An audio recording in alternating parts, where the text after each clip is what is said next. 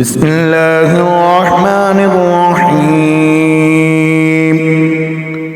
الطلاق مرتان فإمساك بمعروف أو تسريح بإحسان ولا يحل لكم أن تأخذوا مما آتيتموهن شيئا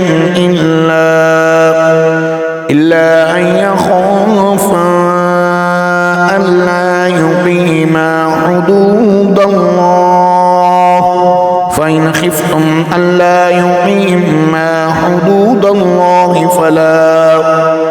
فلا جناح عليهما فيما افتدت به، تلك حدود الله فلا تعتدوها،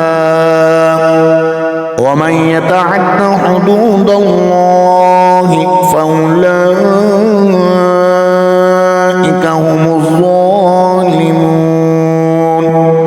فإن طلقها فلا تحل له من بعد حتى تنكح زوجا غيره، فإن طلقها فلا جناح عليهما أن يتراجعا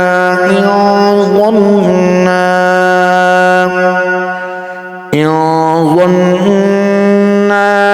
أن يقيما حدود الله، وتلك حدود الله يبينها لقوم يعلمون.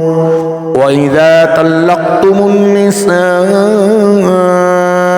فبلغن أجلهن فأمسكوهن بمعروف أو سرحوهن بمعروف، ولا تمسكوهن ضرارا لتعتدوا، ومن يفعل ذلك فقد ظلم نفسه. ولا تتخذوا آيات الله هزوا، واذكروا نعمة الله عليكم وما أنزل عليكم من الكتاب والحكمة يعظكم به، واتقوا الله واعلموا أن الله بكل شيء عليم.